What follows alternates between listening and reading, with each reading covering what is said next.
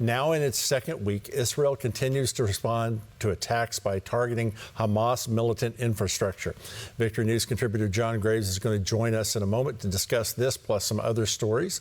And while the news of missile attacks on Israel has demanded our attention, the crisis at the United States-Mexico border in all of the states, from California to Arizona through to Texas, keeps growing. Tim Fox will bring us the latest on the situation there, and a little later in the program, have you ever wondered just exactly what the 1619 project really is, but you don't want to ask because you don't want to let anybody know you don't know? A little later, former civil rights activist Robert Woodson joins us to explain, and you're not going to want to miss a single minute of that. Right now, let's get today's headlines with Mike Garofalo. Mike? Greg, in news out of the Middle East, Israeli Prime Minister Benjamin Netanyahu says the fighting will go on as long as needed. Meantime, the Times of Israel says Hamas has reportedly agreed to a ceasefire proposed by Egypt. If accepted by both sides, it would begin on Thursday. The Times is also reporting the head of the IDF Operations Directorate says that if the current round of fighting yields 5 years of calm, he will consider this campaign to have been a success. As for what's going on today, Israeli artillery units were filmed firing toward Gaza as the conflict shows no signs of abating. Tanks lined up along the border with Gaza near Derat in southern Israel and fired salvos of artillery shells. The military did not immediately confirm what structures it was targeting. Since the fighting began last week, the Israeli military has launched hundreds of airstrikes it says are targeting Hamas militant infrastructure, while Palestinian militants have fired more than 3,400 rockets from civilian areas in Gaza at civilian targets in Israel. Senate Minority Leader Mitch McConnell rejected growing calls from Democrats and others for an immediate ceasefire between Israel and Gaza's Hamas rulers as fighting entered a second week. In remarks on the Senate floor Monday, McConnell dismissed what he called the false narrative that this conflict is tragic.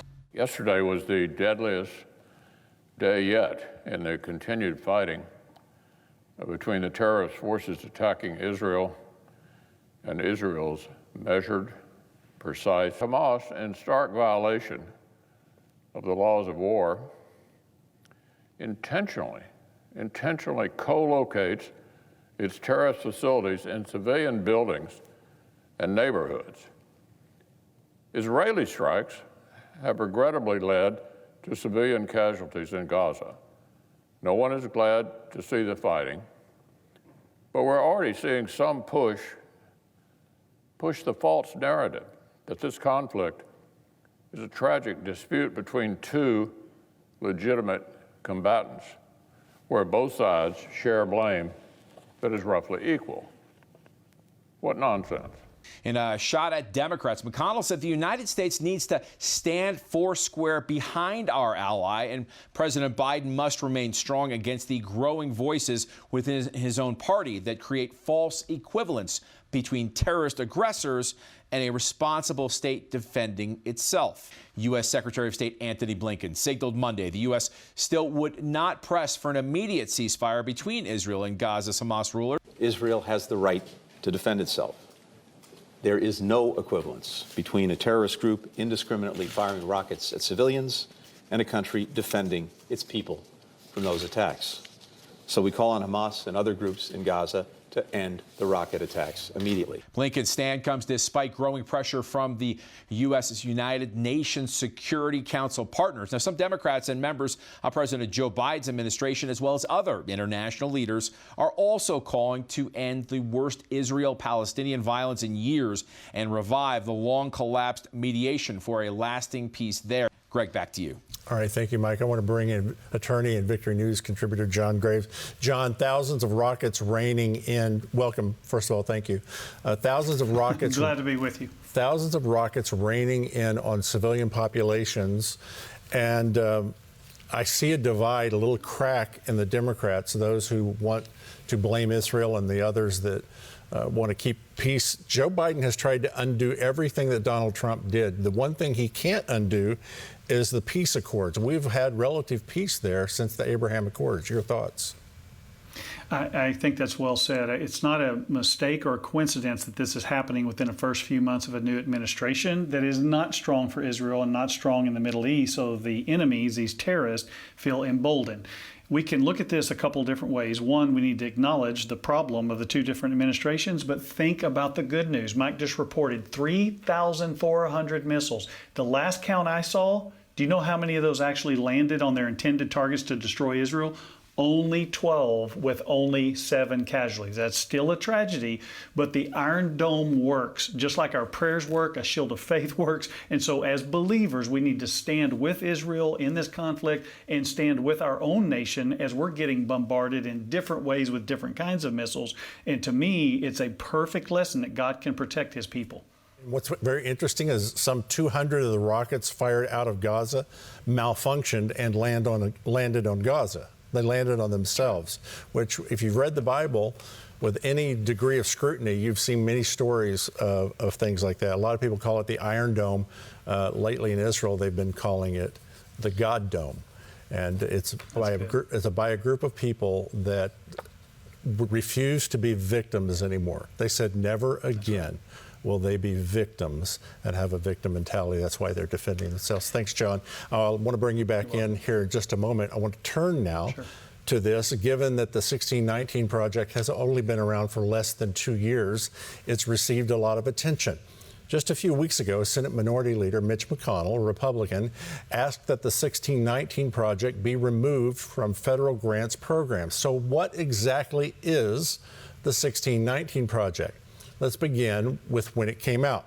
The New York Times published the 1619 project in August of 2019. And according to the Washington Post, it's basically a collection of smart, provocative magazine articles about the way slavery shaped our nation. Former civil rights activist Bob Woodson, the founder of the Woodson Center, has written about the 1619 project, calling it dangerous. That's because the Pulitzer Center has packaged the 1619 project as a curriculum for students of all ages that will be disseminated throughout the country.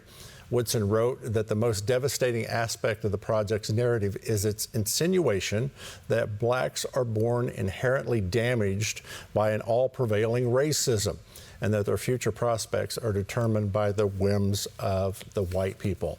I want to bring in Robert Woodson, the founder and president of the Woodson Center.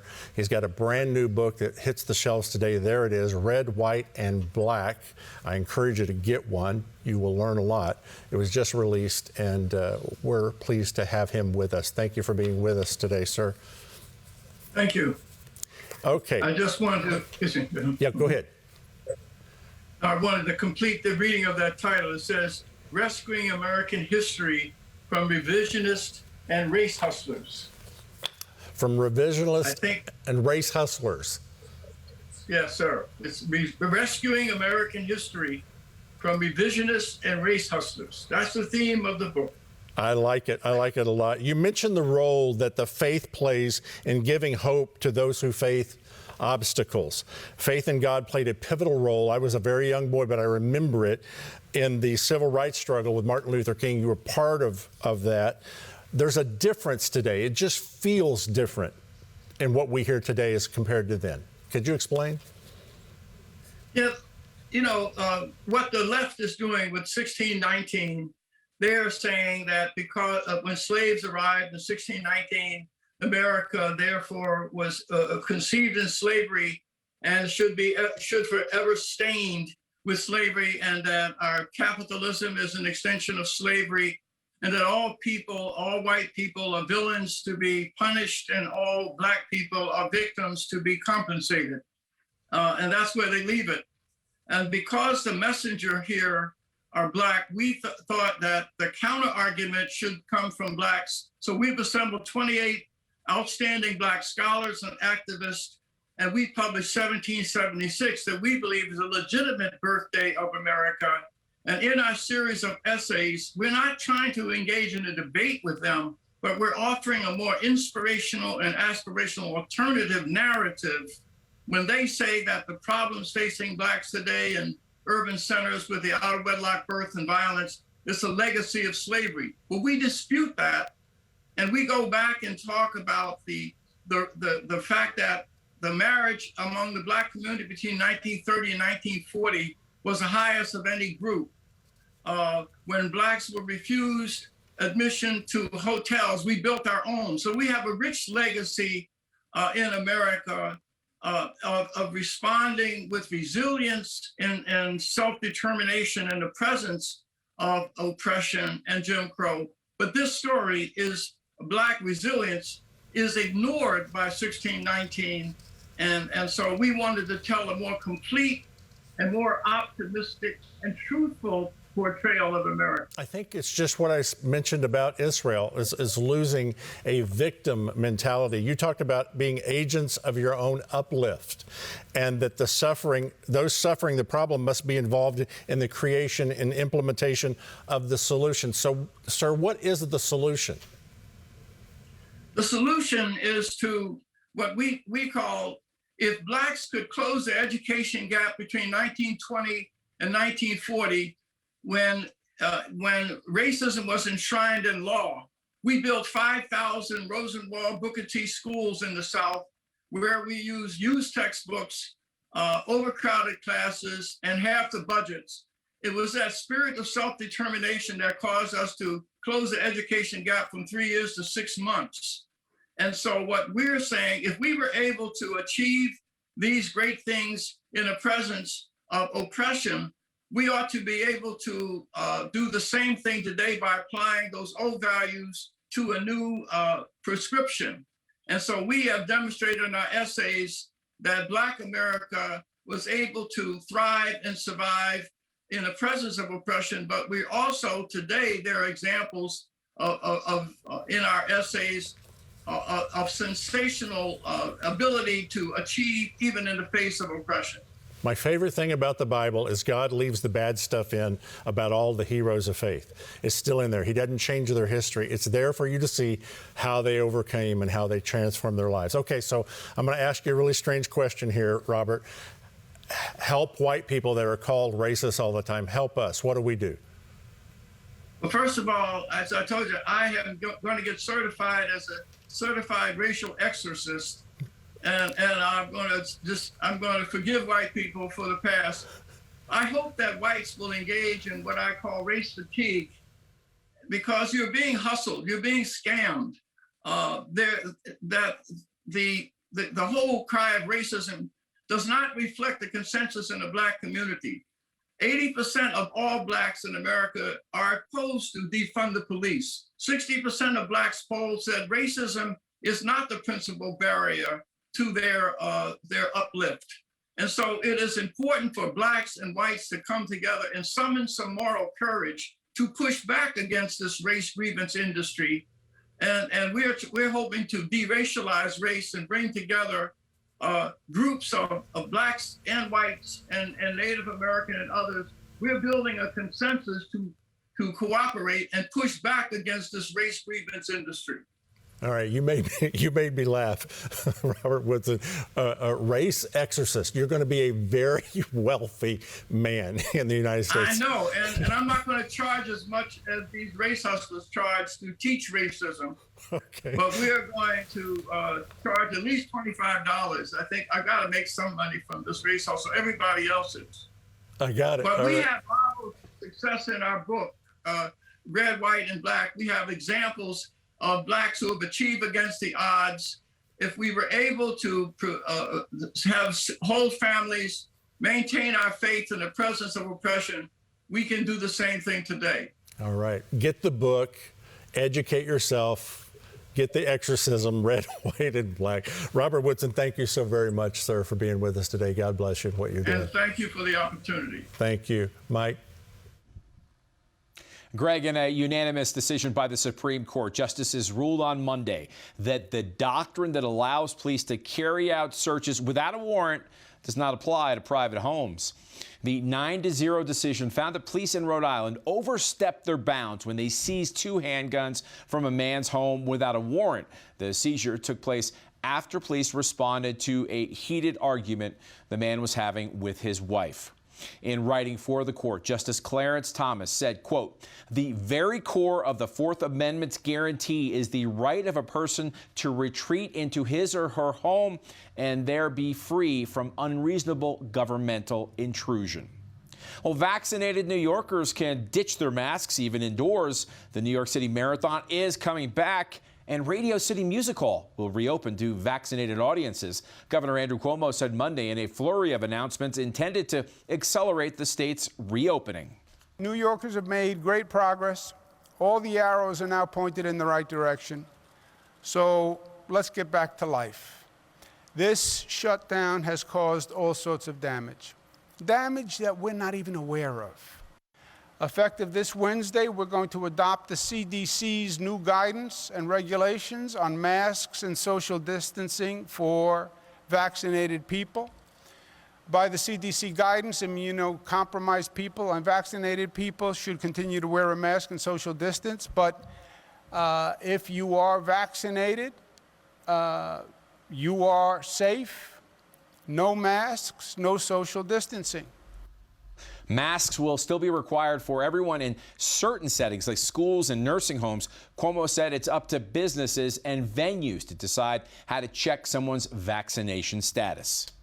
Newly released audio shows Black Lives Matter co-founder Patrisse Cullors endorsing a Chinese Communist Party manifesto.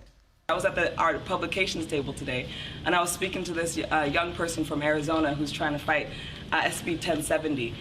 And he grabbed a book and he said, "It's like Mao's Red Book." And I was like, man, that's what I was thinking. And it was just really cool to hear him make that connection. In the video that was recorded in 2010, Cullors is heard saying that leftist Eric Mann's book was comparable to Mao's Red Book. Mao's Red Book, also known as Quotations from Chairman Mao Zedong, is a collection of what Chinese Communist Party dictator Mao had said and written during the Cultural Revolution. It was distributed to the CCP's army and the general public across the country. Greg, back to you. All right, John Graves, I want to bring you in here. We were a little long in the previous interview, but I want to talk about that Mao with Black Lives Matter, because it ties in to what Robert Woodson was saying. If you wanted to talk about mass murders of the 20th century, Hitler and Stalin are lightweights compared to Mao. John? Yeah, I think you're right. And I think it's interesting that you tie the Black Lives Matter movement is a Marxist, anti-nation, anti-America movement, and people don't see that, but they're deceived by the Black Lives Do Matter aspect of it. All lives matter to believers. And so one of the things I loved you pointed out is God doesn't hide the bad stuff, but what we need to remind people is God also doesn't hide when we go through, even God's people, decades, hundreds of years of slavery, and it built strength inside of them. It multiplied their numbers, and God's promises still came to pass. So just because bad things happen, you don't shrivel in a hole and blame someone else. You let it build your character, your perseverance, your endurance, which is what the Scripture says in the New Testament. And that's what we need to focus on, is rising up in the midst of the adversaries that we face. Yeah, you're absolutely right. Just for the record, Mao is directly responsible or indirectly responsible for between 40 and 80 million people dying on this planet. So from that to masks to all the different things that were happening, I said this morning, we found out who Simon is. Simon says, wear a mask. Simon says, take your mask off. Simon says, 6 feet apart. We found out what that is. We've got a whole lot of people who are just following and not leading. That's right. Sheeple. Yeah, they just follow mindlessly what somebody else says instead of the Scripture calls us to be Bereans, to rightly divide, to study things, to search out the truth, and not just mindlessly obey anyone. What do you do when you're Daniel, Shadrach, Meshach, and Abednego, and there's a false god to bow down to? We don't bow down to it. So people need to discern. That is my passion, is to get people to discern what's going on in the times we face. You're absolutely right. John, I'll come back to you in a minute. Right now, let's go down to our southern border with Tim Fox. Tim? All right, Greg, I am in Kinney County on a ranch here about 30 miles east of Del Rio, and ranchers all over this region are feeling the effects of this crisis that we are dealing with here. I have the owner of this ranch, Brent Smith, with me. Brent, let's talk real quickly about the fact that it's a common occurrence for illegals to be coming across your land and the effects that it's having on you guys. Right. Well, we're not able to live like most Americans do here in Texas on the border.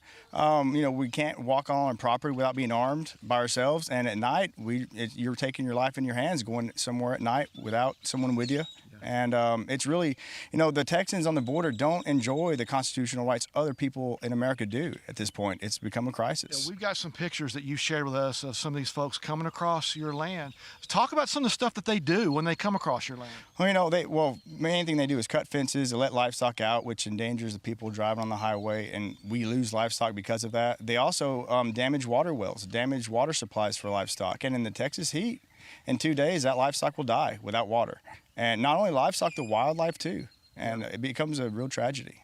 You said that you have to carry a gun all the time, and all of the ranchers here have to do that. Why do you have to do that? To protect ourselves. I grew up, I was born and raised here, and I never had to carry every single day. But now, if you go on the ranch, or we've had bailouts right in the middle of town on the courthouse lawn they ran across. So, you have to protect yourself at all times. And this is something that most Americans don't realize. Do you feel like you're being heard by the federal government and your own state government? Not by the federal government, that's for sure. Our state government, the governor has things he could do to help us down here, and he just hasn't done those yet. How can people help you guys here on the border and close to the border that are dealing with this situation? People that live up north that have no idea what's going on.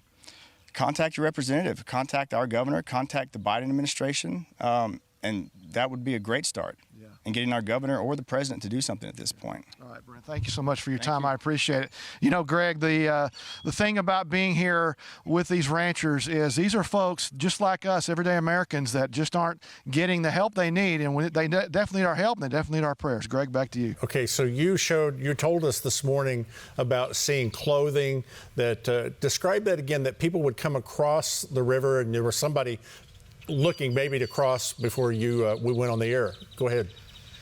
Yeah, before we went on the air this morning, there was a hill behind us, and we saw a couple of guys that came up on the crest of that hill to overlook the area where we were to see if there were any Border Patrol or DPS agents there, because that might be a place they want to cross later. And just in that area we were in this morning, right to our left, you could see clothes that were laying on the ground from people that had come across that river, had backpacks full of dry clothes. Once they got across the river, they take off the wet clothes, throw them on the ground, put the dry clothes on, and then they go off and do whatever they're going to do, try to get here in this country illegally, obviously. And a lot of these people, we have no idea how many are here. Frank Lopez said this morning, 1.5 million have come across the southern border, estimated in the first few months of this year. So it's a big problem. 1.5 million, that's the size of Philadelphia. Wow, it's amazing. Tim Fox, thank you for what you're doing. You'll be out there the rest another day or two for us, and thank you so much for what you're doing. John Graves, let me bring you back in here. As I listen to today, it's about educating yourself. It's about knowing the facts. It's about lawlessness and violence, light, dark, good, evil between Israel and all the things that we see here. Your thoughts? I love that you're tying in the themes. I'm always, as I listen to these stories, I'm seeing the themes and I'm thinking, what is the spiritual answer and what is the cultural answer? Spiritually, think about this. Job went through suffering. Joseph went through suffering as a slave. What did they do? They continued to prosper in the midst of that. That's what God's able to do. But look at the practical problems. I think one of the things the governor could do, to go back to your question earlier, is he could send the National Guard down there. He could call on the federal government. They could begin building part of the wall themselves so the federal government won't do it. Help the citizens down there. They can send more law enforcement. And so there are practical things that can be done, but we can't lose sight of the spiritual aspects of every one of these stories, that we can endure and have faith to change things. Things are getting better. You got to look at it that way. This will be our greatest hour if you'll just keep the faith. John Graves, Million Voices, get involved go to his website, get the book from Robert Woodson. I want to thank Robert Woodson, Brent Smith, the rancher there, Victory News contributor John Graves, all of you for being with us today.